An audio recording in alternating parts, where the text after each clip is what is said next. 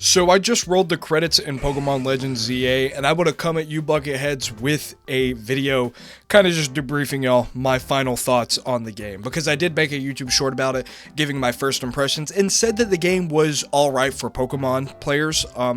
Since I made that initial video, put 22 hours into the game, beat it, my thoughts on the game have slightly changed. And I originally wanted to do this in a review type of way, a review rant, but I think it would be better just to get into the game and show you. But before that, I do want to say that this game is uber successful.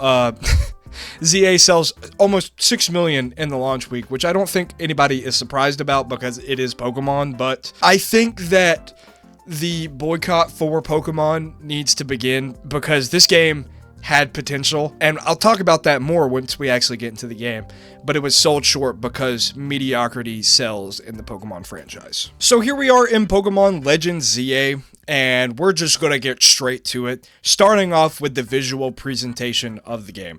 Walking around here, as you can see, it's 60 frames per second. I can't speak for Nintendo Switch 1 players, but for me, this game ran very well, and I got no glitches that I've been seeing on Instagram or Twitter, and I got no slowdowns. Like, the game actually ran buttery smooth. But again, I am playing on an almost $500 console. But that's performance-wise. Visually speaking, this game does look like ass, okay? I'm not even going to sugarcoat it. At first, I thought it looked fine, but then I thought about it, I'm like, okay, it looks fine compared to other Pokemon games. I mean, literally, look at how the shadows are progressing.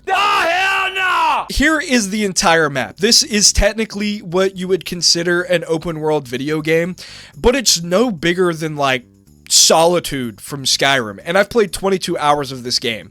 After 22 hours in Solitude from Skyrim, I think I would know where everything is. I would know how to get to anywhere from anywhere, but visually, Lumio City looks the same no matter where you go, and it's heart-wrenching to say that because I feel like this could have had so much potential. Like, this is France in Pokemon. It's literally the most magical city in the world, yet you fumbled it so hard by making everything fucking gray. And the pop-in for this game is so weird because people from far away will load in before people that are closer up. Like, these guys over here loaded in after those guys over there, but those guys back there just despawned. The reason that this is happening is because all of Lumio City is loaded in at once. Literally, the entirety of Lumio City is one singular model, meaning the entire game is loaded in at once. And usually how video games operate is that they'll load in chunks, like in Minecraft, so that when I'm standing 3 miles away from a specific location, it doesn't have to load that in to, you know, save processing power. But the way Legend ZA works is it doesn't do that. The entire map is loaded in at all times, which causes stuff like this pop-in to be needed to be implemented into the game so that it doesn't run like a fried pickle. And that's why you get, like, 2D buildings, which I'm going to be honest, I didn't really notice the 2D buildings while I was playing, but it's definitely something that if you look far away, yeah, those are definitely 2D buildings. It doesn't really take away from the experience, in my opinion, but it's certainly not a good thing to look at. Next thing I want to talk about is the cutscenes. There's still no voice acting here, but the way that these cutscenes are made, you can tell that the Pokemon developers desperately want to add voice acting to these games. I mean, this style of cutscene is literally made for that, and on top of that, on top of there being no voice acting, there's no sound effects. And when there is sound effects, which I think I have a clip of it,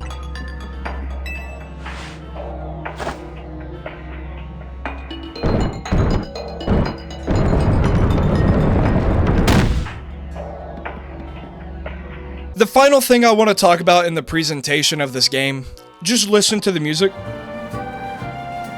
That is all you hear the entire game, no matter what the cutscene is. It could be something that is not upbeat at all, it will play this cutscene. Like in this cutscene right here, the context is the lady is angry at us, yet it is playing this whimsical, upbeat, fake Christmas sound and shit. The way cutscenes are set up in this game is just not good, and it takes you out of the experience completely. Also, just look at that guy with his mouth open. Yeah, that's so great. I'm so glad that you added emotions to these characters. because that's just so human. The way that they shake their head, the way that they flap their lips with no emotions. Like, come on, Pokemon, we can do better than this. One of the biggest controversies with this game when it was first announced were the wild areas. And essentially what wild areas are in this video game are the step-ins for what would be routes in Pokemon. This is where you're going to find all of the wild Pokemon in the world that you would ever want to catch, which it's pretty cool, right? Because it's real-time battling. I'm willing to sacrifice what could have been for this real-time battling, although it doesn't feel good. And the real-time catching is pretty cool too, I will admit. But the way these wild areas work is so odd, right? Because everything in green here is a wild area. Everything that is green here used to not be a wild area. So as you progress through the story of the game, you lose more and more of what would be normal maps and gain more of this what would have been routes in Pokemon. It's basically just a really lazy way to repurpose existing map into something that feels unique. In these wild areas though, you can find what are called alpha Pokemon. Now, these Pokemon don't act like normal Pokemon. They're a little bit stronger than what would be a normal Pokemon, and usually they are higher level than everything else in a certain wild area. But as you can see, my level almost 60 Blastoise is pelting this thing with moves.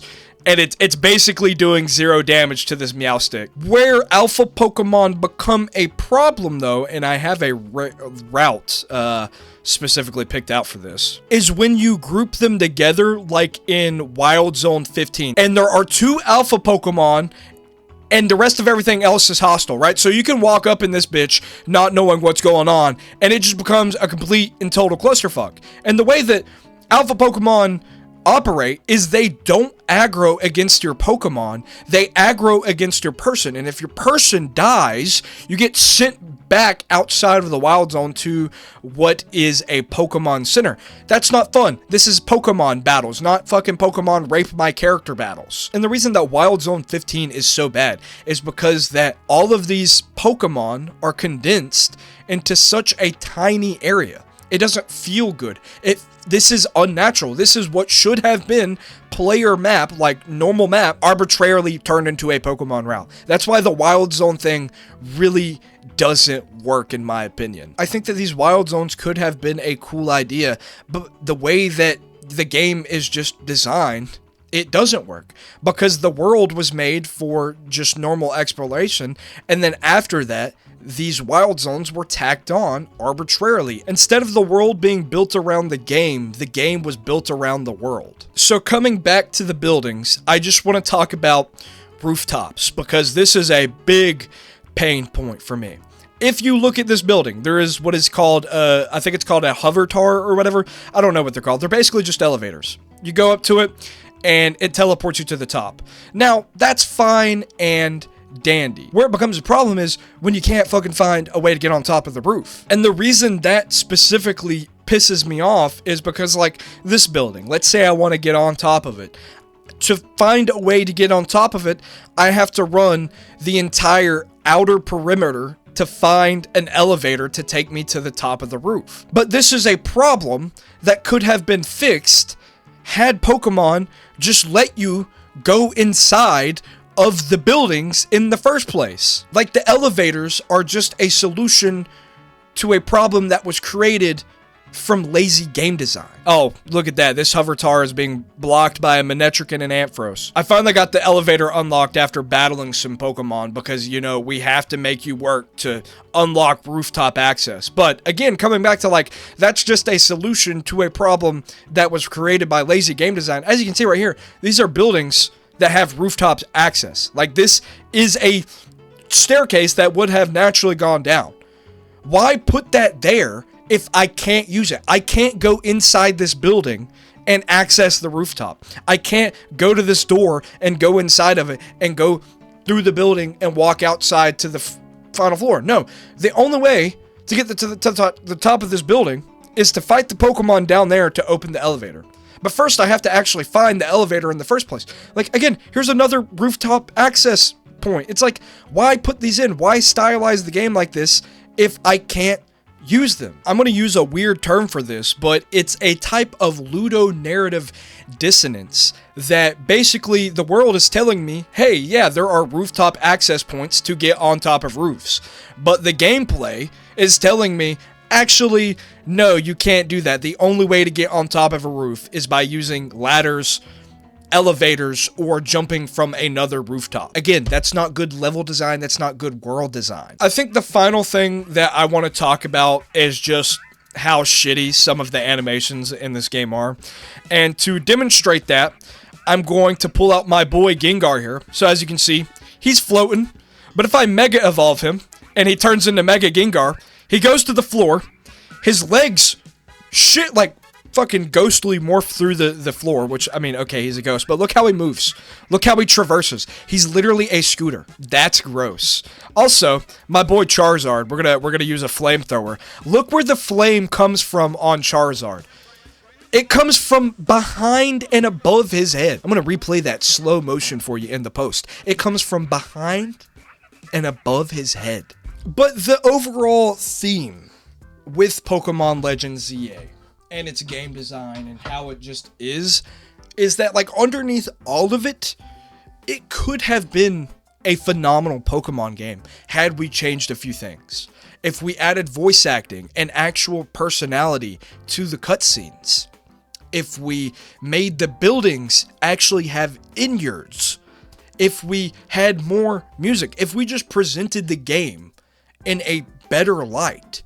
I think the overall experience of this game would have been phenomenal, and I think across the board, everybody would agree that this is the best Pokemon game ever. But because so many shortcuts were taken to the finish line, it just sits in this mediocre liminal space that's like, oh yeah, that's another Pokemon game that was half-assed. There's the stuff with the DLC coming, like, that you're able to buy day one, and some of the Mega Evolved Pokemon being locked behind Nintendo Switch Online, but I'm not going to get into that because that's not really what I'm here to talk about. I'm here to talk about the game and the gameplay itself. And I think I covered everything. I've been here sitting, yapping for 30 minutes. So yeah, if you like this video, drop a like on the video, subscribe to the channel if you are new, and if you have any thoughts on Pokemon Legends ZA, let me down in the comment section down below, and I would love to hear them. I'll see you bucketheads later. Peace.